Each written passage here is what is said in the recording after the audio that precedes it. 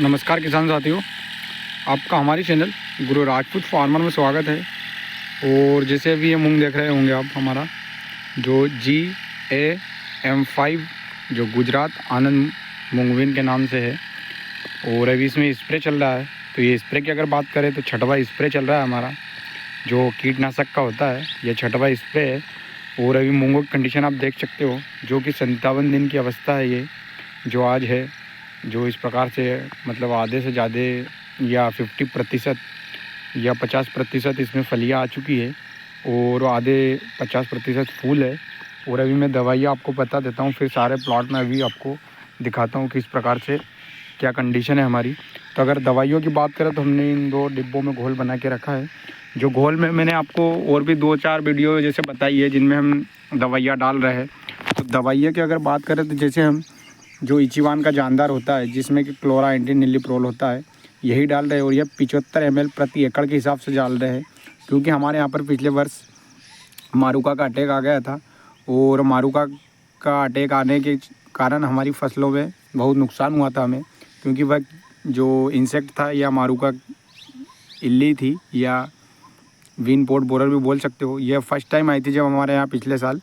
तो उस पर हमें उतना नॉलेज भी नहीं था उसका, और हमने उतना ध्यान दिया जब तक हमारे प्लॉट में कुछ हद तक नुकसान कर गई थी। तो इसके लिए हम दवाई ये जो क्लोरा-एंटीनिलिप्रोल डाल रहे हैं, ये 75 ml प्रति एकड़ के हिसाब से डाल रहे हैं।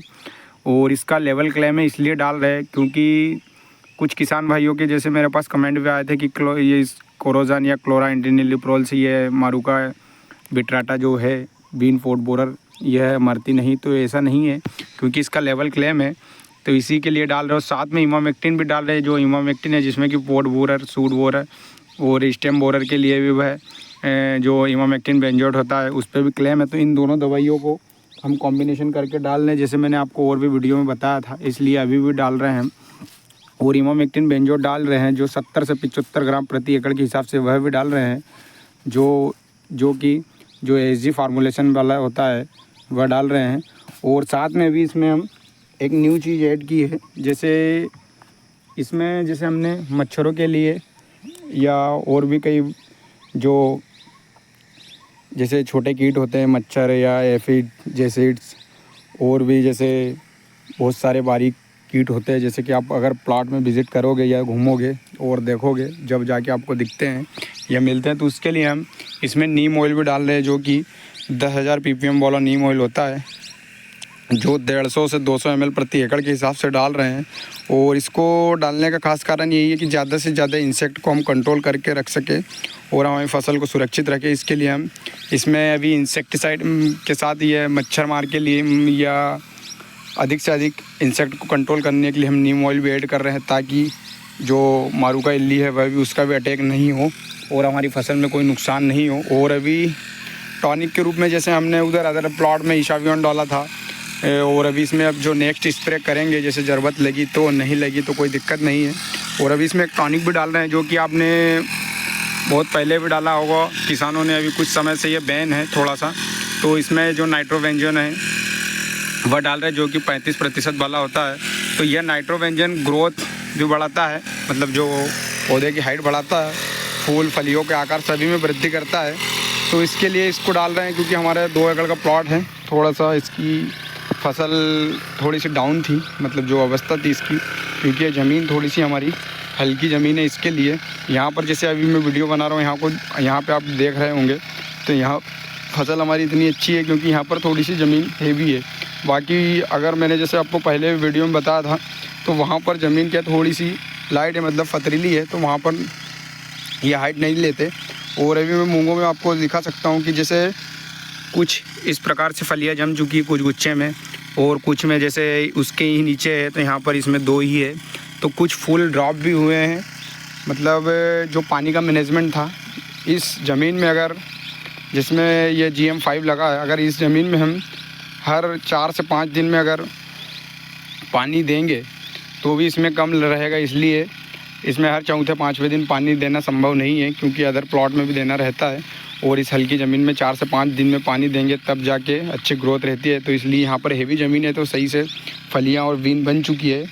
और आगे थोड़ा सा कमज़ोर है, जैसे मैंने आपको अगली वीडियो में बताया था और अभी भी बता रहा हूँ। तो यह ज़मीन मैटर कर रही है सबसे ज़्यादा इस वैरायटी के लिए, जो कि GM5 होता है। ये हैवी ज़मीन के लिए है, लेकिन वैरायटी बहुत अच्छी है और इसकी लीफ भी बहुत बड़ी है। मतलब इस प्रकार से लीफ है, आप देख सकते हो। अधिकतर पौधे में जो लीफ है वो बड़े साइज की है, और सबसे सही है ये इस वैरायटी में कि लीफ ज़्यादा बड़ी रहेगी, मतलब पत्ते का साइज़ बड़ा रहेगा तो ज़्यादा से ज़्यादा न्यूट्रिशन लेगा पौधा, और ज़्यादा से ज़्यादा न्यूट्रिशन पौधा लेगा तो फलियों में दाना अच्छा आएगा, और फलियों में दाना अच्छा आएगा तो उपज हमारी बढ़ना ही है। तो इसके लिए जितनी बड़ी पत्तों का साइज़ या लीफ रहेगी उससे एवरेज में बेस्ट रहेगा, मतलब उत्पादन हमारा सही रहेगा।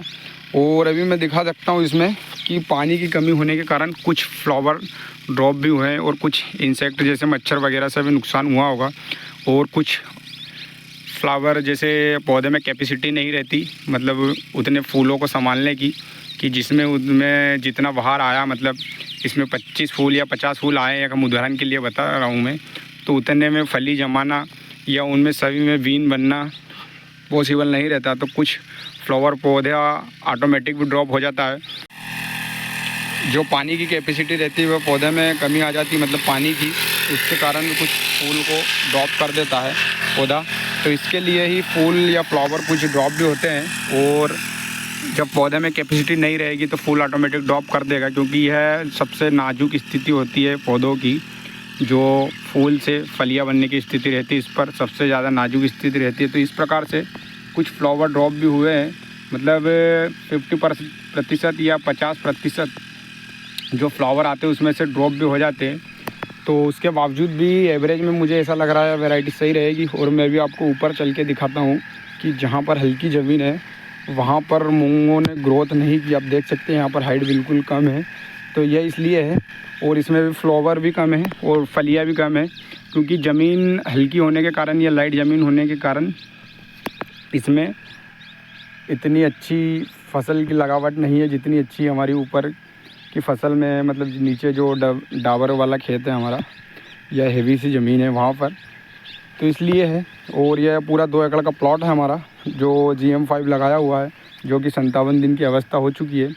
तो इस कंडीशन में यह लगाई हुई है, और अभी आप देख सकते हो कि पूरे प्लॉट में फ्लावर आ चुके हैं। थोड़ा सा यह रहता है कि इस वैरायटी के लिए ज़मीन हेवी चाहिए, बस इतना ही रहेगा। और वैसे ये वैरायटी अनुशंसित है जो गुजरात के लिए है, लेकिन हमने इसको MP में मैंने फर्स्ट टाइम लगाया है मेरे प्लॉट में, तो इसका एवरेज भी देखूंगा कितना सही दे रहा है और कितना नहीं, जब इसका नेक्स्ट ईयर या अगले साल इसकी प्लानिंग करेंगे। वैसे तो हेवी ज़मीन के लिए तो बेस्ट है। आप देख सकते हो इस प्रकार से फलियाँ आ चुकी है पूरे प्लॉट में। कहीं कहीं पे जहाँ पे हल्की ज़मीन है, जैसे जहाँ पर थोड़ी सी ज़मीन टेगा टाइप रहती है या पथरीली है, वहाँ पर फूल कम है अभी, और फलियाँ भी कम है। और इस वैरायटी में अगर हम फलियों के साइज़ की बात करें तो फलियाँ इस वैरायटी में लंबी बीन के टाइप है, मतलब आप बीन ही बोल सकते हो उसको। और अगर इसमें हम दाने की गिनती या काउंट करें अगर, तो मुझे लगता है कि 1 2 3 4 5 6 7 8 9 10 11 12 13 12 से 13 दाने आएंगे। और इनमें जो दानों का साइज़ है वह बड़ा है, मतलब कहीं पे जैसे फलियाँ अगर सूखेगी अभी या फिर अगली वीडियो में आपको दाने निकाल के बताऊंगा, तो इसका जो दाने का साइज़ है थोड़ा सा बड़ा है। तो इसके लिए इसका एवरेज भी देखेंगे अगली वीडियो में हम। और यह अभी स्प्रे जो चल रहा है छठवा है।